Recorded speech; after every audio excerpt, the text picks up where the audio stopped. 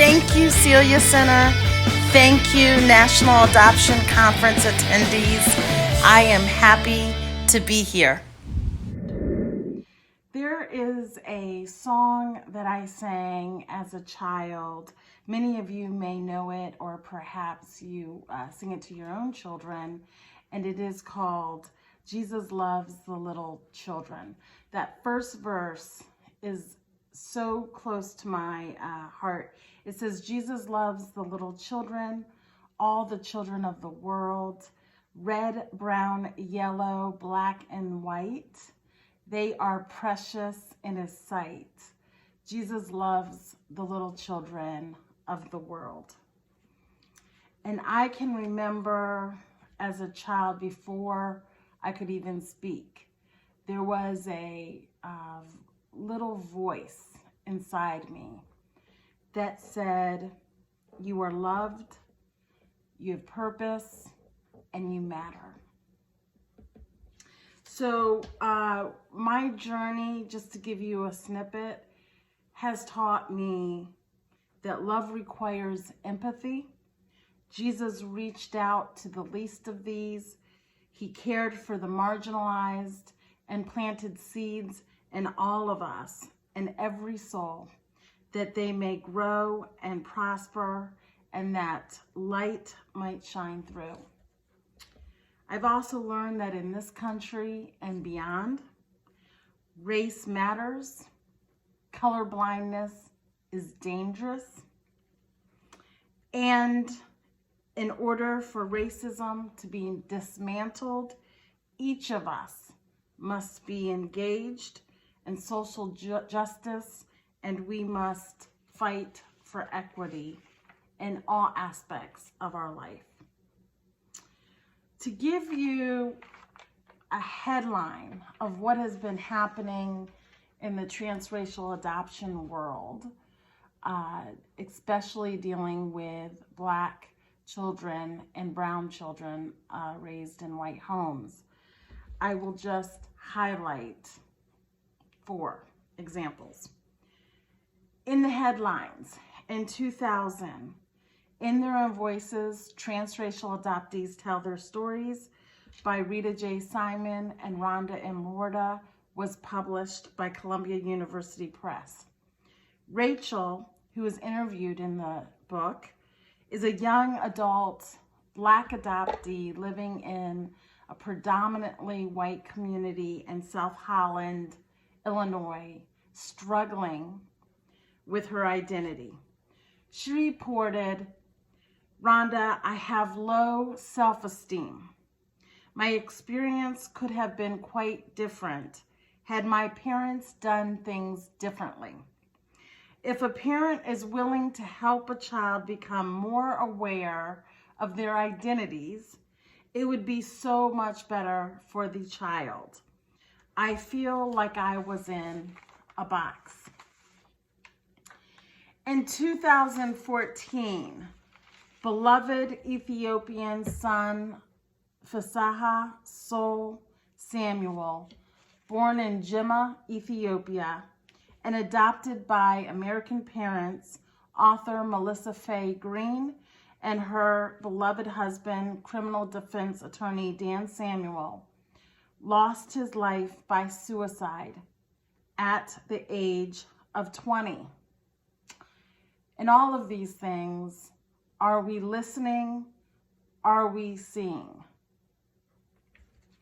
In 2016, transracial adoptee and former NFL player Colin Kaepernick takes a knee during the national anthem and uses his platform to shine light on police brutality toward Black and brown bodies in this nation.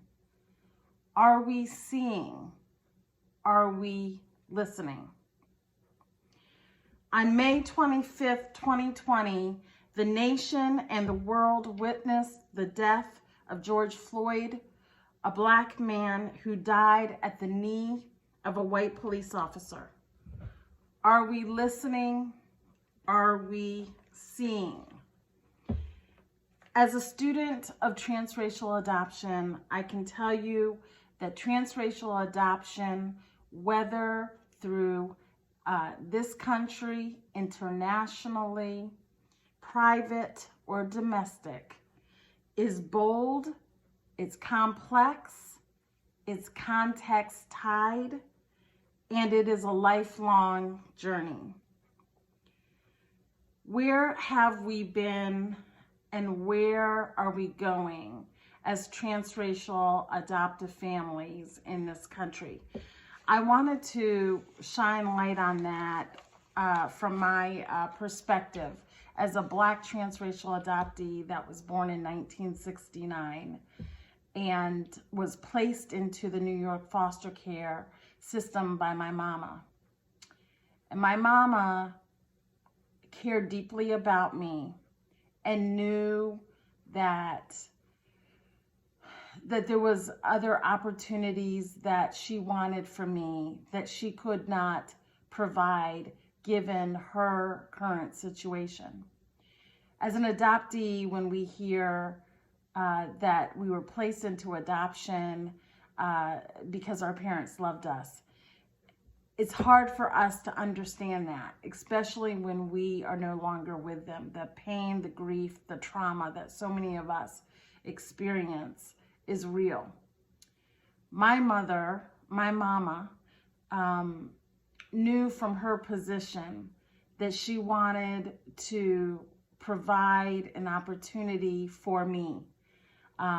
And what she wanted, and this is what she wrote down for the perspective or the adoptive family in my life, is that she asked that I be raised in a Christian home. She asked that I play piano.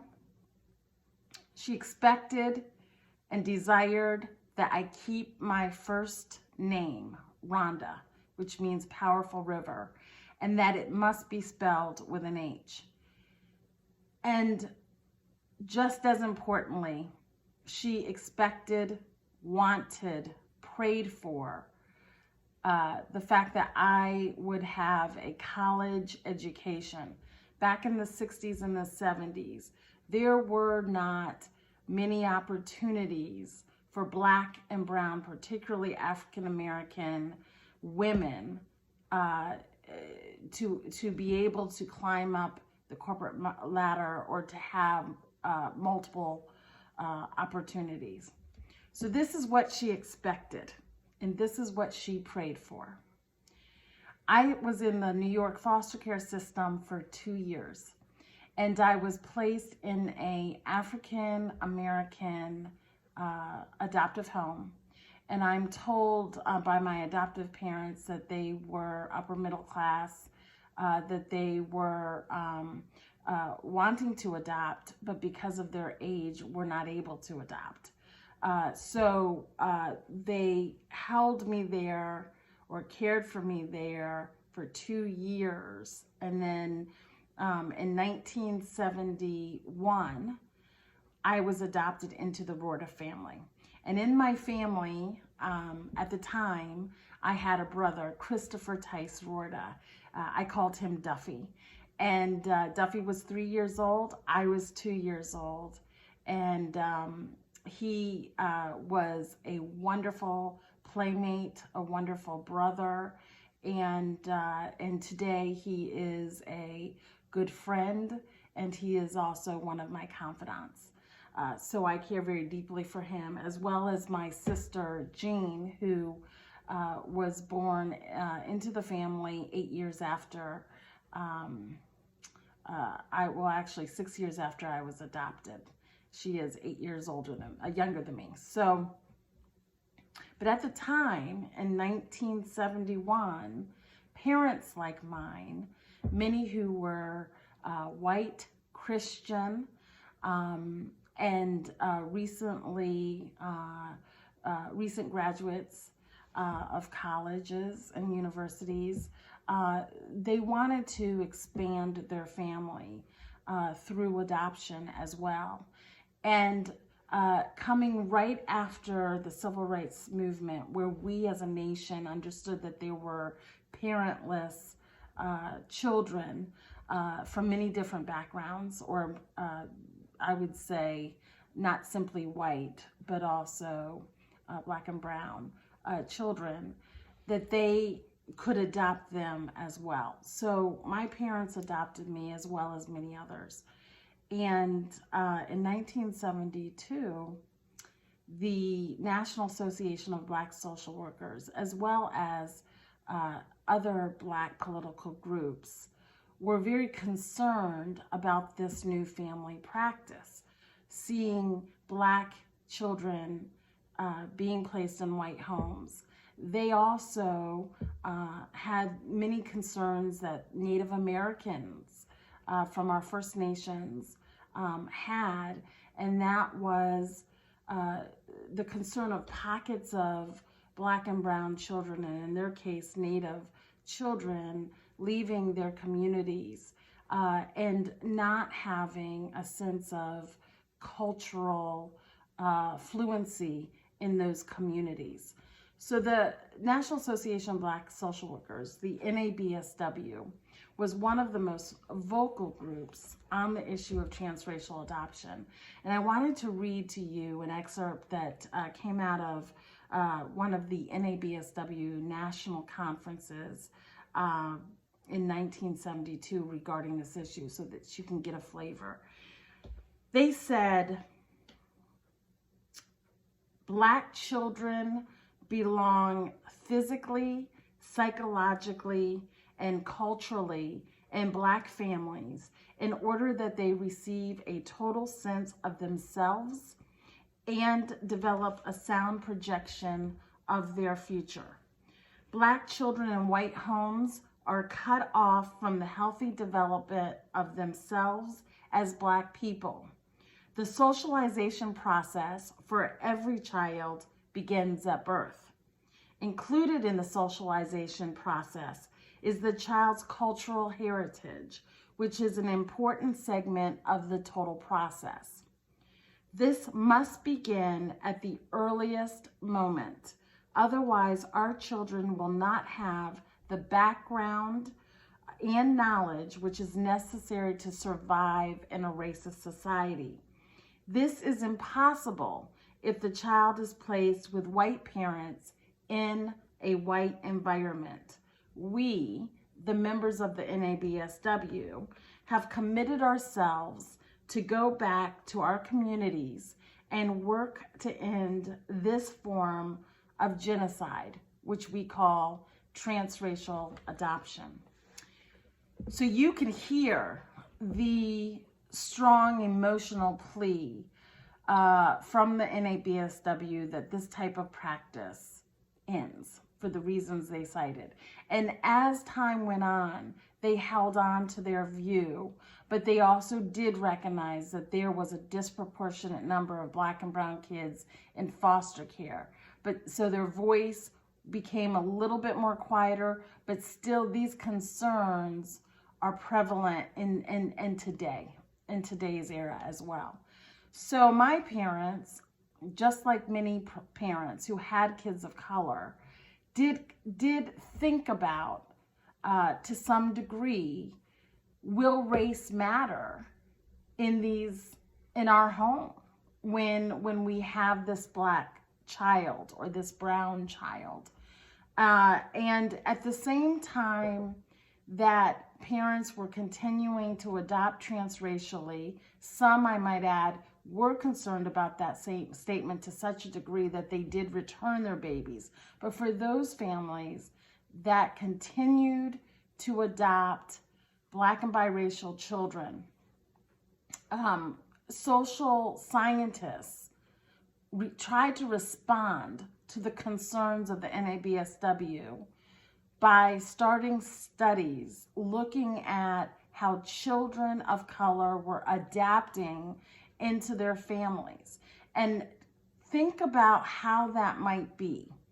Before I continue with my story, think about how that might be for you as an American being dropped in, let's just say, Bangladesh. And you are leaving your community that you are a part of. You are leaving the rhythm and the flavors of that community, the culture of that community, the status in that community, and you are going to another community where you have to learn new culture, new languages, and not just exist, but perform satisfactorily. That is what is asked of every transracial adoptee who goes into families that are different. We are asked whether we come from Haiti, whether we come from Ethiopia, whether we come from Colombia or Nicaragua or South Korea or China. We are asked to take on new languages, new rhythms, new foods, new priorities, new culture. And that's a big ask. So like me, I moved from a Black foster family into a white family with Dutch heritage. And our family was living in a predominantly white community called East Palmyra in New York. And my father was a Christian school teacher and principal at a school there, at a private school there. And a year later, brought on from my mother's concern around culture, my parents made that move to Washington, D.C., which is a more diverse community, a bigger community. And they recognized, and I am going to give them credit, that culture, many different cultures do matter. And it's important to be exposed to them, not just for the adopted child, but for all members in the family. So I appreciate that. The second thing that they did was join a church in the Washington, D.C. area. It was called the D.C. Christian Reformed Church. And in that church, there were transracial adoptive families as well as African-American families. And I feel that move helped me, as I reflect back, develop who I am as a person of faith, and also as a Black woman today. So I'm deeply grateful for the DC Christian Reformed Church. What was incredible about that experience was that there was this Black woman when my family had come to the church that was a pianist, and her name was Myrtle, and she could play the organ with all those beautiful hymns, and she could play with such soul, and she would incorporate gospel music. She was this phenomenal class act of a woman that loved the Lord, that was very outspoken. And so when she saw me with my family, she was shocked. And she tells a story that after church, she just went straight up to my father, who is tall, blonde hair, blue-eyed gentleman. And she looked at him and she said, "I do not believe Black children should be placed in white homes." And she recalls seeing me over that organ. I had snot running down my nose. My spaghetti strap on my dress was down my shoulder, and my hair was a hot mess. She used another word, but it was a hot mess. And so she said to my father, "Even though I do not approve of this, it looks like I am going to raise this child with you."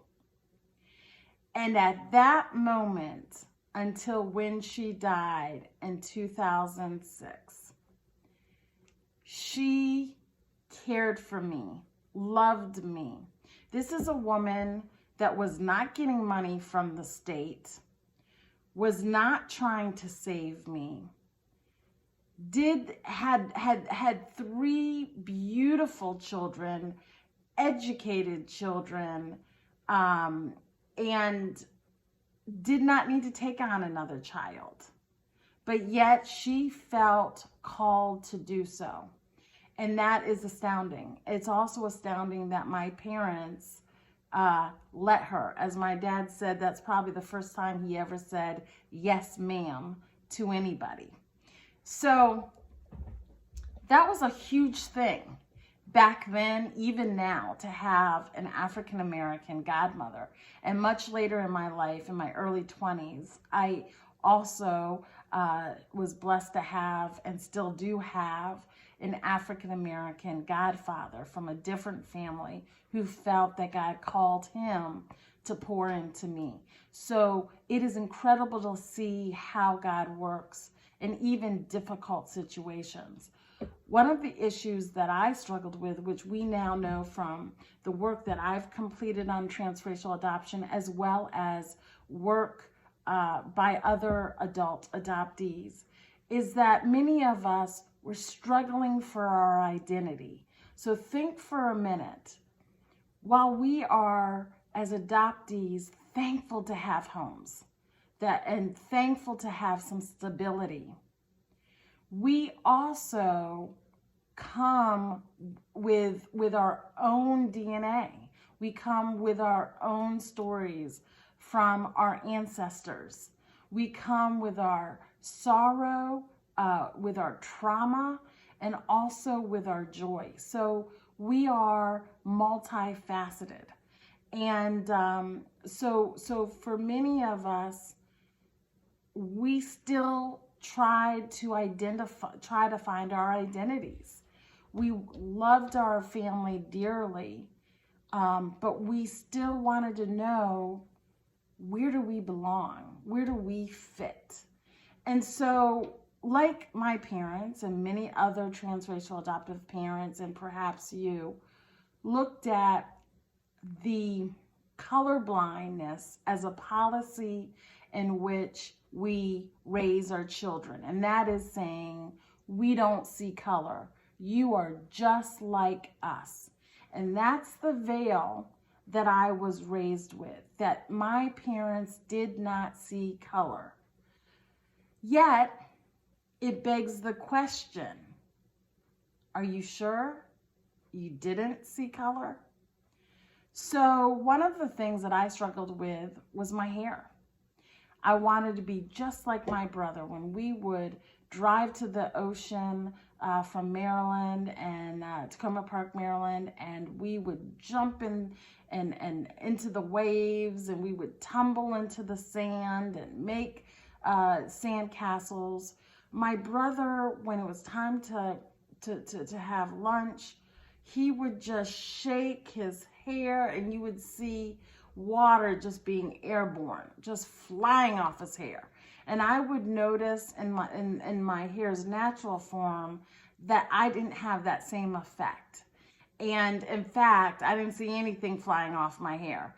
It just didn't wave. It just in the wind, it just was there. And the other thing that I realized is that my skin would turn a sort of gray, in which we now know it's called ashiness.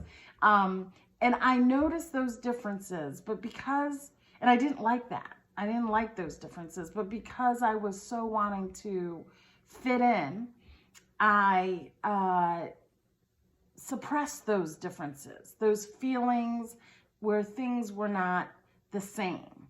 I suppressed those, and I put on this big smile, and I kept moving forward. This is what many adoptees do. We swallow anything that is different as to not bring that up to our parents, because we don't want to cause waves. We've already been abandoned. We really don't want to go through that again. So we adopt these techniques to sort of minimize our pain, minimize our confusion, and minimize our questions. and we try to navigate sort of organically. So my parents were strong advocates of Christian school, and I was in Christian school, as were my siblings, for most of my elementary years. And then after that, things sort of changed for me. Our family had moved, our family was going to move. And my dad and my mom sat Duffy and I down and said, we are going to move. And we were living in a predominantly white neighborhood in the Maryland area. And they said that they were going to move and they wanted to give us kids options. And my father, with Dutch heritage, he immigrated from the Netherlands. He gave us 3 options. He said, do you want to live on a boat? Do you want to live underground? Or do you want to live above ground? And I, who started to think that I had to care about these decisions, spoke up first. And I said to my father, Dad, I don't want to live on a boat because I want to be able to step out on grass. And he said, okay, we won't live on a boat. And I said, and I don't want to live underground because I want to see the sun rise and set. So I said, I really want to just live above ground. And he looked at us and he said, okay, we'll live above ground. At that point, I thought I had that box checked and everything was going to be fine. And that's when I discover my father moves us into a predominantly Black neighborhood. And I would say it was middle class, low income. And he decided to build a house on top of the hill. And he chose to build a geodesic dome. And it was spectacular. It was a round house. The windows, there were hexagons, squares, triangles. There was a spiral staircase in the middle of the dome. And here I looked at this and I said, how am I going to deal with being Black in a white family when I am sitting here in a predominantly Black neighborhood, living on top of a hill in a geodesic dome with all of these windows and no curtains, with a white family? And so I was, needless to say, very upset with my father. But that home taught me a lot. It was a home that we called Dome Shalom. And it taught me, though, that on one hand, I was living in a bubble. And that there is something beautiful about living in a round house. It's how do I say this? It is great if you have tropical plants. It's beautiful sunlight. It conserves on energy, but yet it's sort of different. So I also found out that when you're in a bubble, you don't lean outward. You don't engage with other people. You end up being in your own world. And that, I don't think, is such a good thing. So I had this paper out with my brother.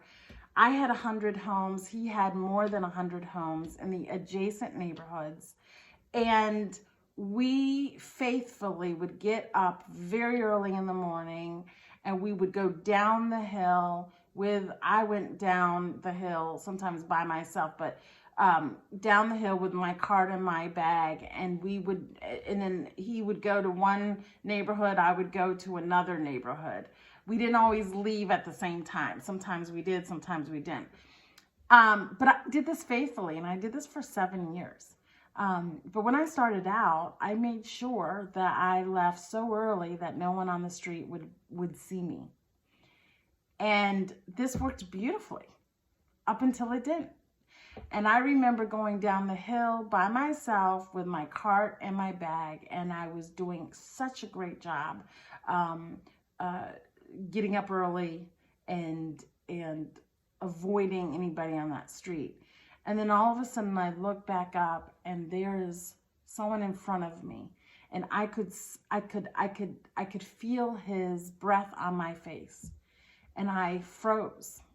And then I dropped my cart, my bag. I ran up the hill into the geodesic dome, into the bathroom, and I threw up. I was crying.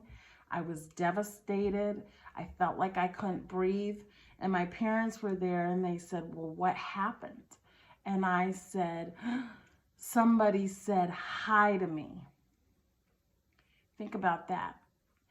And this is when I realized within my inner compass that I had consumed the stereotypes of particularly Black males in this country. I had watched nightly news like many of you, and I bought in to the stereotypes about Black people. And it was at that moment, up close and personal, that I made the decision that I had to leave the Christian school and I had to go to the public school that everybody on that street went to in order for me to move beyond the stereotypes. And it was incredibly important to me because I knew at that moment that if I did not do this, I would begin hating myself, because I am a part of Black people in this country. Whether I admit it or not, we as Black people are related to each other. There is a link that connects us. And so if I hate somebody that looks like me, or am afraid of somebody that looks like me, what does that mean to how I'm going to treat myself, right? So I made this decision, and this was not a popular decision by my godmother, because she wanted me to go to a more higher academically rated high school at that time. And my parents did not support that, but nonetheless I went. And I do remember my dad say to me, pick your friends wisely. And I feel like I did for the most part. But when I went there, all of a sudden I saw Black students, Latino students. I saw Vietnamese students. I saw white students. I saw students that initially scared me, those that didn't. I interacted with so many different types of people that came from upper middle class homes and also low income homes. So class and race merged together in that experience. And also, I still would go to school, and you know, when I look at that high school, I think about all of the wonderful things that happened to me and the beautiful relationships I built, and the outstanding teachers that instilled a lot in me to allow me to go to college and soar and then go on to grad school. So there were a lot of wonderful experiences that did happen. But while I was so busy making sure that no Black male hurt me, I mean, I had my head on a swivel, and I was sure that I was going to be vigilant about this, that while I was doing that, then all of a sudden I walk into another trap, and I end up getting sexually molested by a white teacher. someone who was the cornerstone of the community. I saw him on TV, and he was the, he helped Black youth. He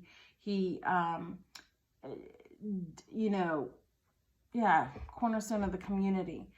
And what I think was devastating the most in all of this was not only the pain and then the journey of healing from that, which is lifelong.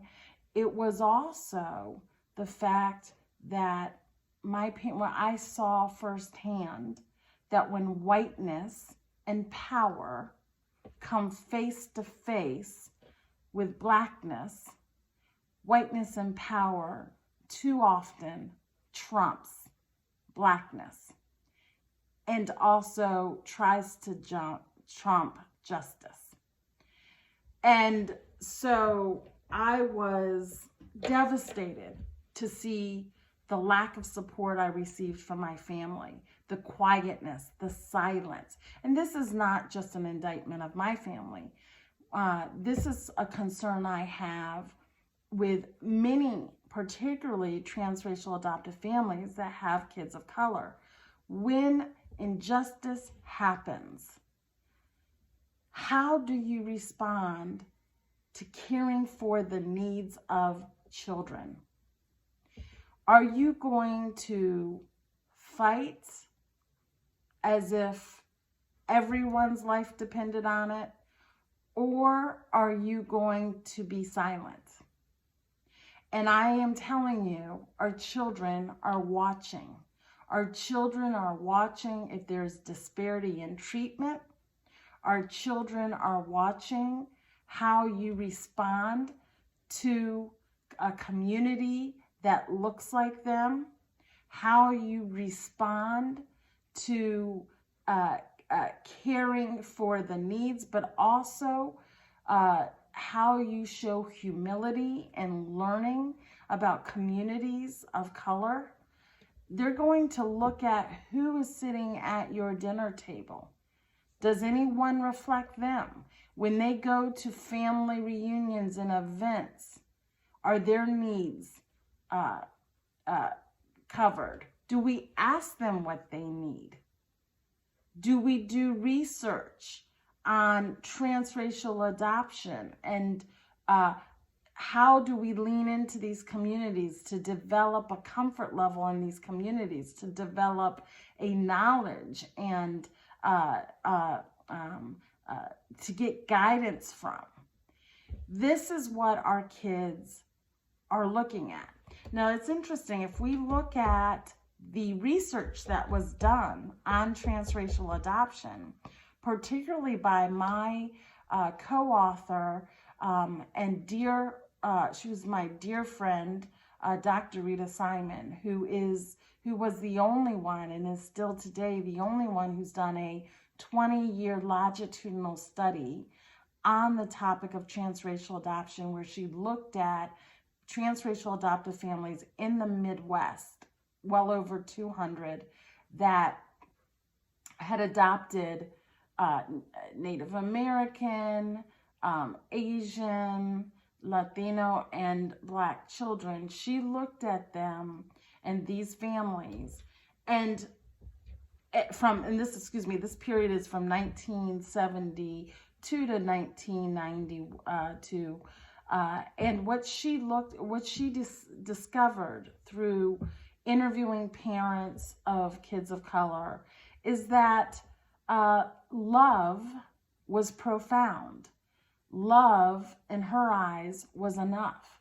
These kids were adapting in a normal way, she reported, into their families and communities, mostly predominantly white communities. These kids smiled, they developed in a normal way, they were happy to be a part of these families, and she believed through the research over 20 years that this type of family practice is healthy. It is not hurting these kids. And much like Rita's study, there were other smaller studies in scope that captured the same sentiment. Parents were saying, I love my child. I'm glad that we adopted our child. There were minimal disruptions in placements. And the other thing that was reported in Rita's study, as well as other studies during this time, was that parents were saying that they were colorblind, that they just did not see color. They saw their child as their own.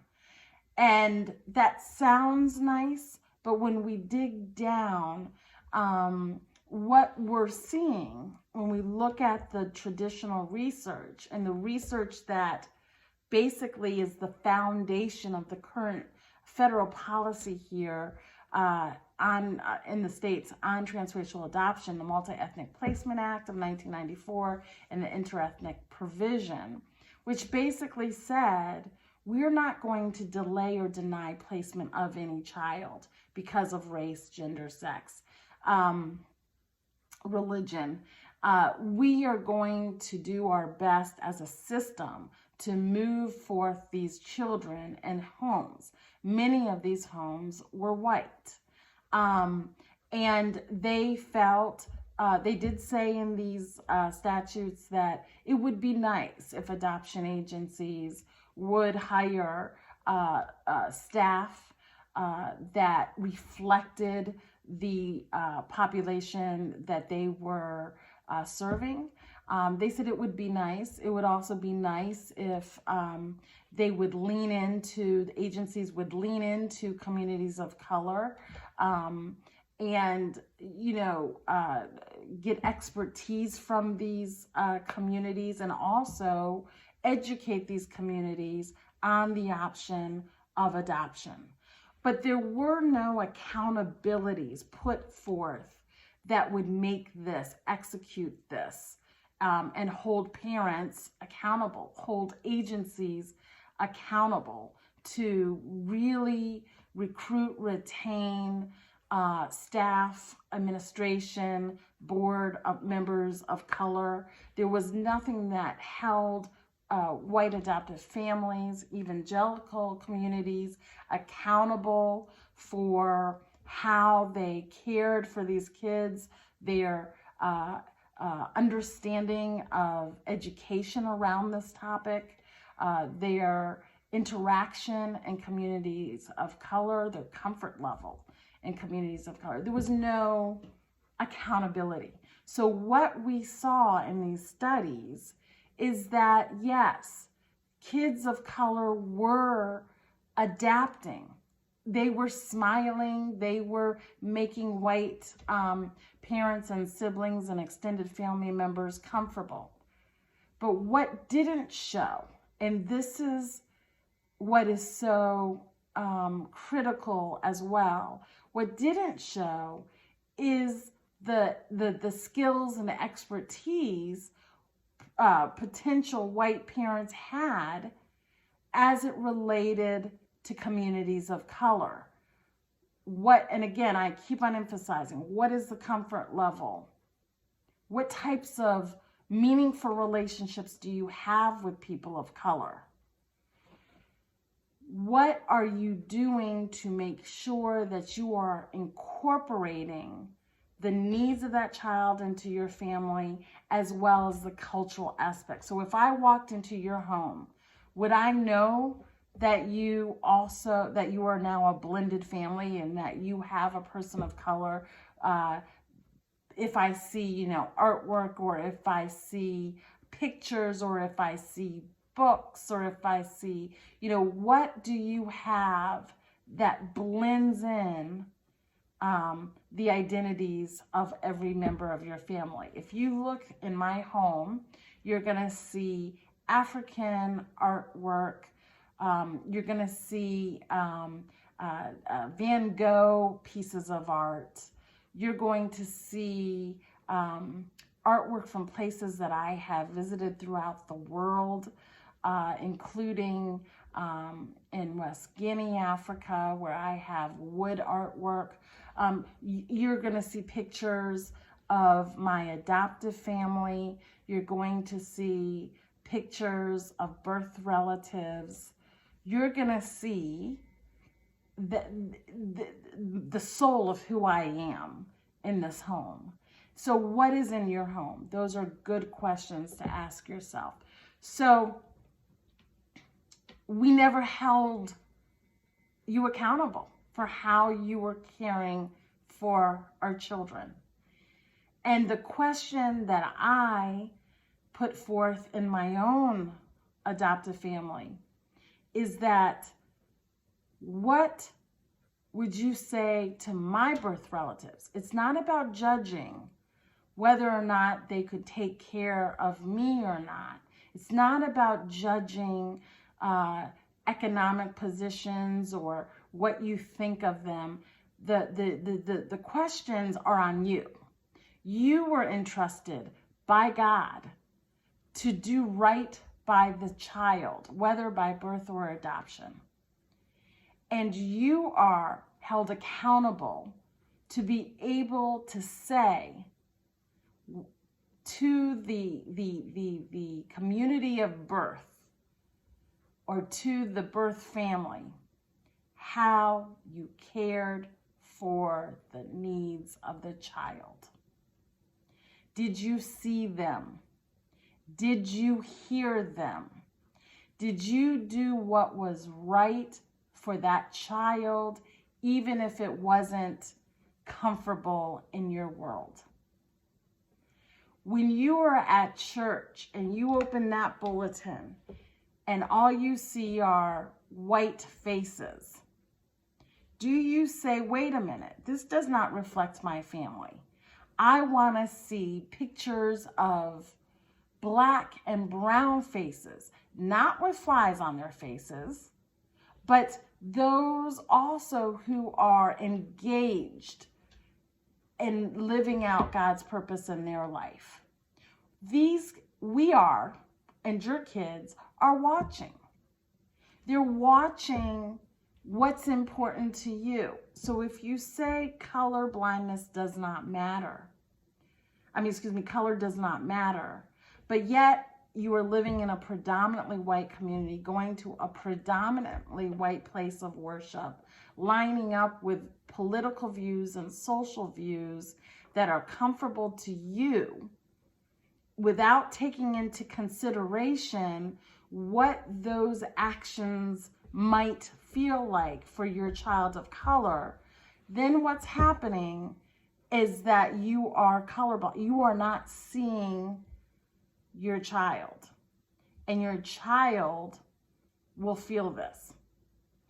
And so when we are called to adopt, we are called to give added love, added care, to lean in as Jesus showed us, to go the road less traveled, because we want to make sure that if there is a need with our children of color and adults of color, if we go down for a moment, we want to know that our white brothers and sisters and extended family members and parents are there on the ground with us, helping us to get back up, because we do that for you. And we want to know, as adoptees of color, do you love us the way that we love you? Are you willing to step into a community that is different than yours and not just tolerate it, but soar in it? Because that's what you're asking us to do. Are you willing to collaborate at your own dining room table with people that do not look like you, not looking at them as they're inferior, but equal? Are you standing up in your own families when there are issues around race and inequality in your own families as it relates to your adopted child of color or that child's ethnic community or any community of color? Because you are modeling for each of us as adoptees how we need to go out into this world. So before I end this talk, because I know that I'm going to do a panel discussion and you'll have plenty of time to ask me questions, I want to say that after I went through high school and college, I was still struggling with my identity, now as a Black woman, and a young Black woman at that time. And one of the things that the first book that I did, In Their Own Voices, Black Transracial Adoptees, Black and Biracial Transracial Adoptees Tell Their Stories, was that so many of us throughout the country that grew up in these families, these amazing families, we reported how much we loved our parents, but yet we said we are struggling for our identity. We don't know our worth. We don't know how to navigate in this world with dark skin. And we realize that when we leave our white families, these police officers, these community members, these institutions do not necessarily care that our parents have blonde hair, blue eyes, or that they are well known in their communities. They see this. They are not asking if your child is from Haiti or Addis Ababa, Ethiopia. That is not of interest. What they are seeing is the color of your skin. And so how do each of us get the tools we need to navigate that situation? And that's what the first book showed us, is that the love was there for our adoptive families, but our skill set to navigate in this world as Black and brown adults was not there. And so when I interviewed, Rita and I interviewed the parents of the adoptees in the first book, what they said is how much they loved their kids, how much they learned from them, and so many of these parents just dynamic. But they did say, we thought love was enough, but we discovered that love is critical, but it is not enough. We didn't think that our Black child was going to marry into the Black community.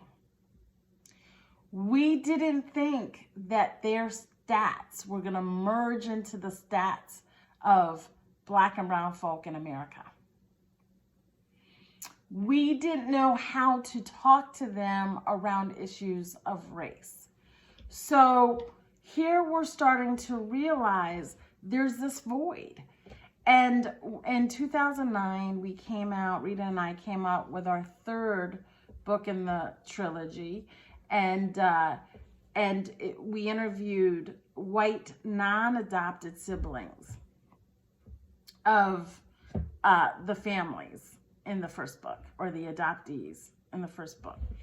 And they were more adamant than the adoptees. And what they said is that I love my brother and my sister. They are smart. They are dynamic. They are multifaceted. But when they go out there and want to date, all of a sudden the people in the community that cared for them clear their throat at the thought that now they want to date their daughter or their son. And so all of a sudden we see this trickling of this race matters. And we also see from white non-adopted siblings this frustration that they didn't know how to support and care for their siblings of color. They saw how society was treating them, but didn't know how to deal with them because they were taught to be colorblind. And so we see how this mindset is not healthy for anyone in the family. And so after that trilogy, which is just so incredibly helpful to me as an adoptee, to see that I wasn't alone, to see that I too was struggling for my identity, and that I love deeply my family, but I felt that I self-sacrificed so much in that family, I couldn't find myself. And when I started on that road of self-discovery, I was on the road alone because my family wasn't there for me in the way that I need them. Now, my brother, who is one of my confidants, he has done some great work in communities of color and has learned a lot, has established meaningful long-term relationships with people in communities of color, and actually has guided me through situations so that I could have a positive outcome. So he and I talk a lot about issues within our own family where I haven't felt supported in the ways that I feel I deserve to be supported. So when we see the voids or the challenges in our family, the most profound thing that came out in that trilogy is that when we look at the study of transracial adoption, and you can also look at international adoption, we have not tapped in to the communities in which these kids are coming from. We have not humbled ourselves to recognize that the answers in our own transracial adoptive families do not come from only white spaces. We are called to go into all of these communities. That's where our answers are too. That's where our joy is too. That's where our healing is too. And that's where the struggle is too. And we owe that to our children and in our families to be more profound in how we respond to our existence. I just wanted to end with just some words that will get at what a successful transracial adoptive family looks like. This came from one of my discussions, so I'm just going to read this to you. Families that are successful at transracial adoption understand the history and reality of race and racism in America. They are humble, they are curious, they are flexible, they are open to being different. They are comfortable engaging and interacting with people from different communities. They understand that parenting is a lifetime even when it doesn't feel good. They are not afraid to ask for help. They recognize that they must put the needs and feelings of their children first. They recognize that they have to give up some of their own privilege and preferences in order to create emotional safety for their minority child. They are proactive about maintaining a diverse community and inner circle in which their child can be reflected. They have identified key support people from the culture of their children to help walk with them through the parenting journey. They are not afraid to talk about race. They understand the importance of birth family and cultural connections for a lifetime.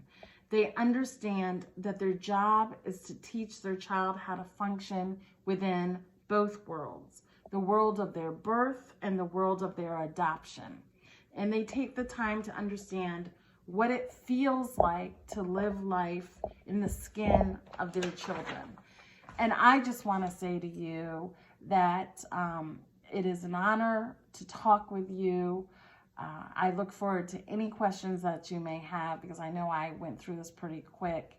I want to tell you that if you are a birth parent, that you matter, that you are loved, that we cannot do this adoption thing without you, and that your children carry your heart with them always, and that we always think of you.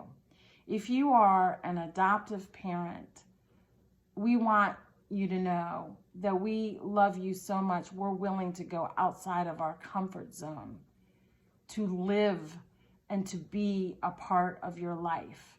We are asking that you also lean into us and see us and celebrate us and care for our birth family, care for our birth mama, our birth daddy, and that you recognize that love can be expansive. It doesn't mean that we love you any less when we look and seek to see where we came from.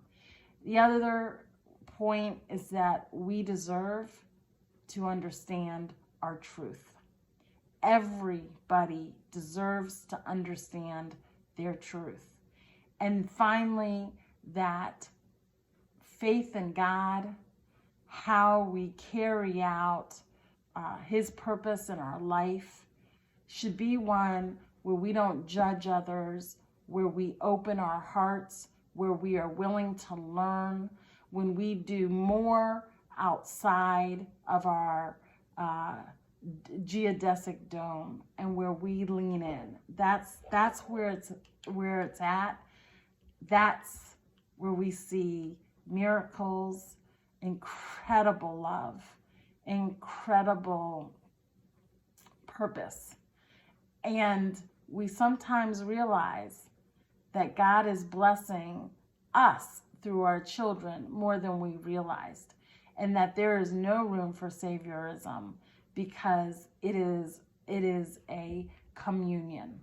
No one saves anyone. It is working together, blessing one another, caring for one another, seeing each other as human beings that deserve justice, deserve love, deserve care and priority. So thank you so much. I love you guys, and I look forward to your questions. I look forward to meeting you. You can reach out to me on Facebook, on my website, rhondamroorda.com. You can send me notes, and I will make sure that they get to me, and I'll do my best to answer them all. So thank you so much. Take good care. Bye-bye.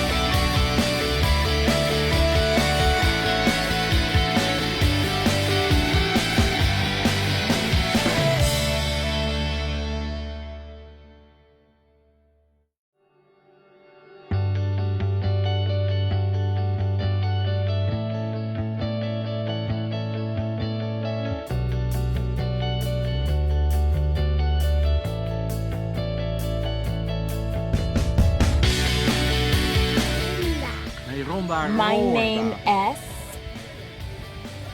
Rhonda Roorda. Roorda.